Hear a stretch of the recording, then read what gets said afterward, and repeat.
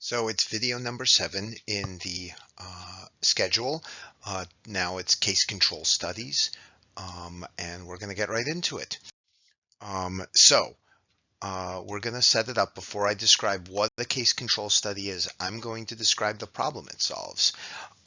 You want to do a study on predisposing causes of pericardial effusion in AIDS patients. Yeah, there's you. Very handy. You decide to prospectively evaluate patients as they enter the ED or the hospital or whatever and see if they're candidates. So it's all AIDS patients, those with and those without pericardial effusion. So there you go. You're prospectively collecting your data. And, you're obviously doing other things, but as the data comes in, you're doing it. And now you have a problem because you don't have enough study participants, and you're not going to hit your power target. So, when dealing with rare conditions, enrolling patients prospectively may be too time-consuming and costly to be effective. Pericardial effusions are pretty rare, but it's even rarer if you wait for it in AIDS patients.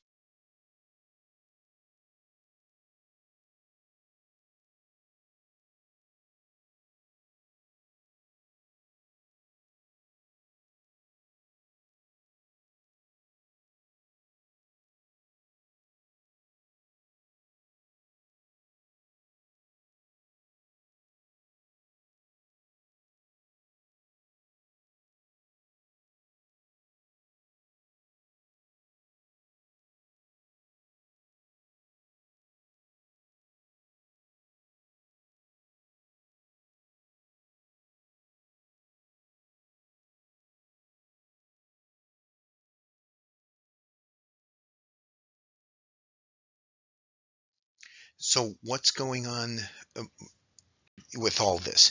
Rare conditions bury the data with the controls. What that means is that um, the the control the patients without the outcome of interest so overwhelm the equations that it makes everything look insignificant.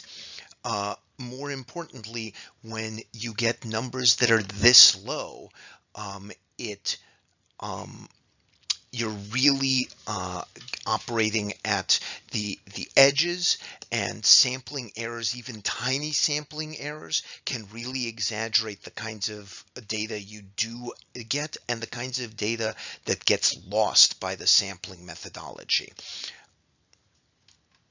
And also, it's the numbers that you have are so big that with this particular example, uh, um, a relative risk of 1.024 would still be statistically significant, even if it's not necessarily clinically significant, because you've enrolled how many? 100, 1, 2, 3, 4, 5, 6, 7, 8. You've enrolled like 30 billion patients, which I don't think exist. So I don't know where I got this data, but it's quite impressive.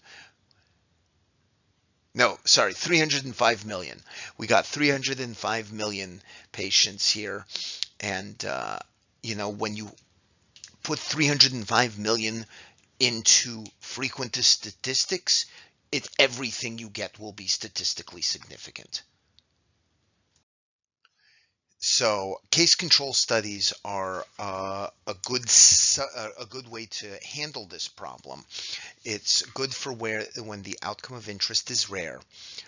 It's also good for a large scale exposure analysis when they don't really have a good suspicion of what could be causing the disease. But it requires a unique setup, selecting who is and isn't a control.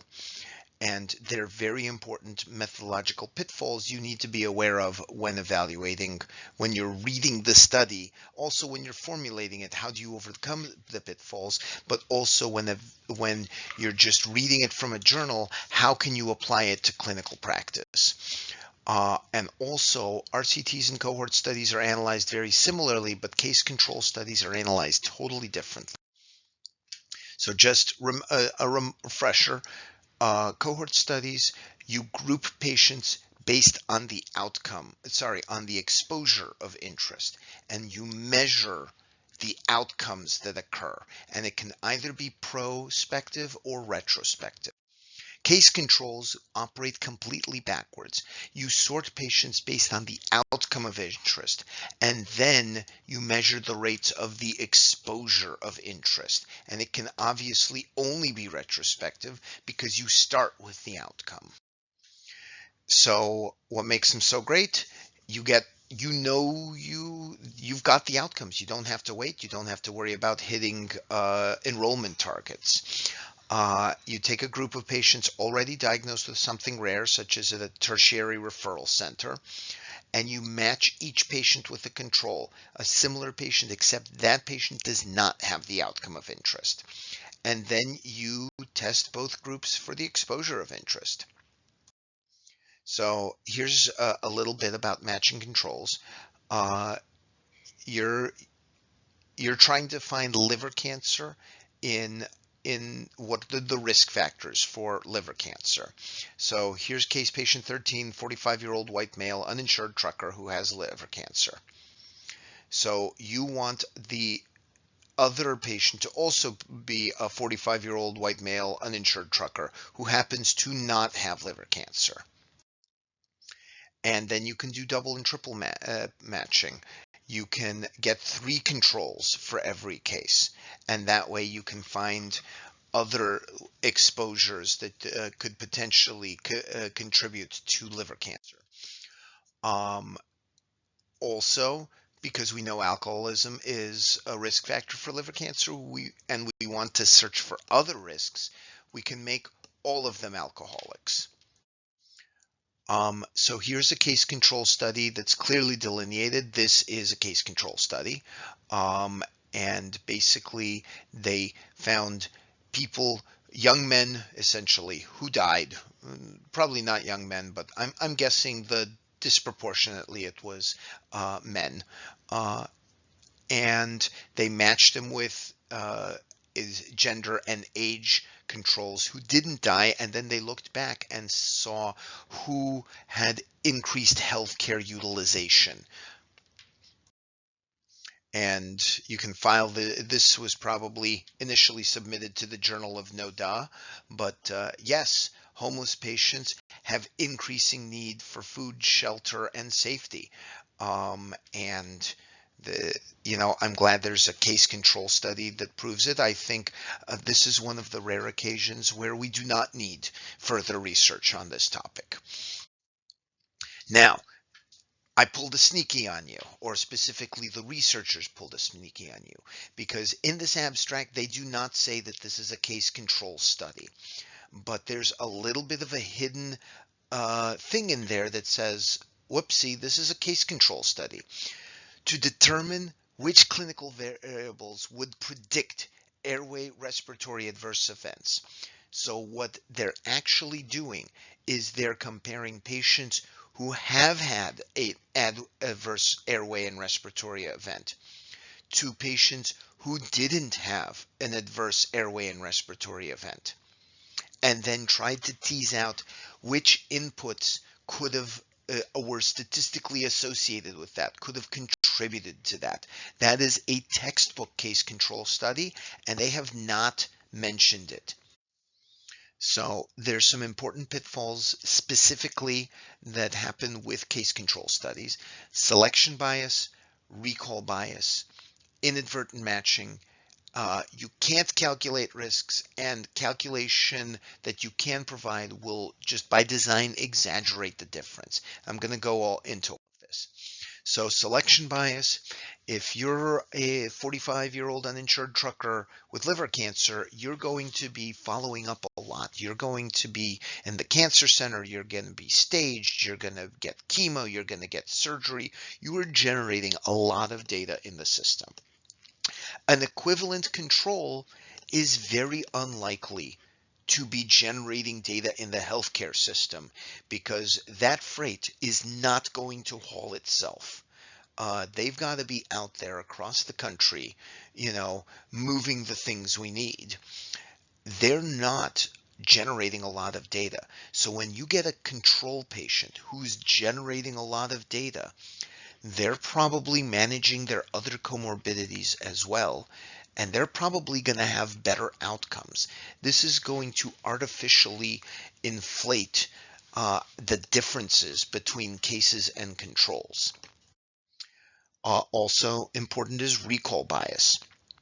If you're asking patients to self-identify their exposures, you've got a trucker who is, being assessed by a survey in the cancer center. Hey, how much did you drink? How much did you smoke?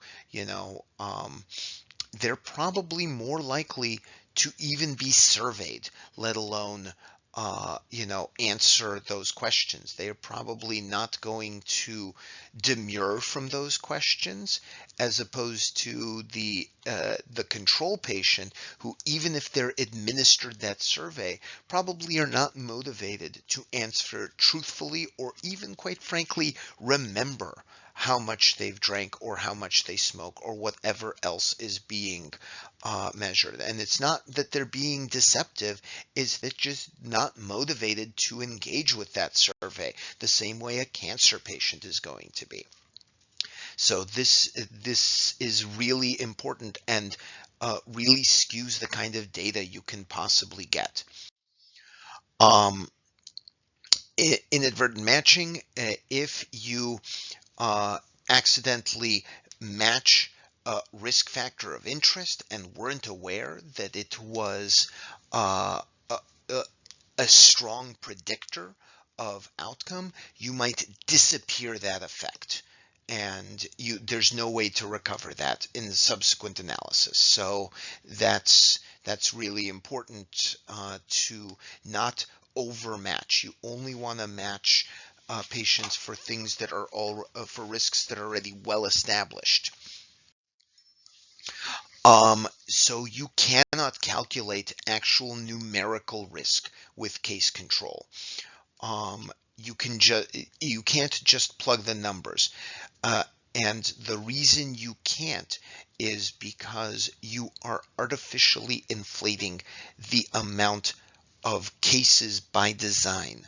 So in a 3-to-1 matching, a quarter of your cases are always going to be cases. So that doesn't mean that pancreatic cancer has a 25% risk in alcoholic truckers, or liver cancer does. It's just because you did a 3-to-1 case to control to case assignment. So obviously you can't do that. All right.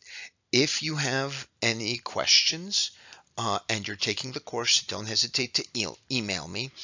If you're just lurking on the internet, just drop a comment, and don't forget to take the quiz.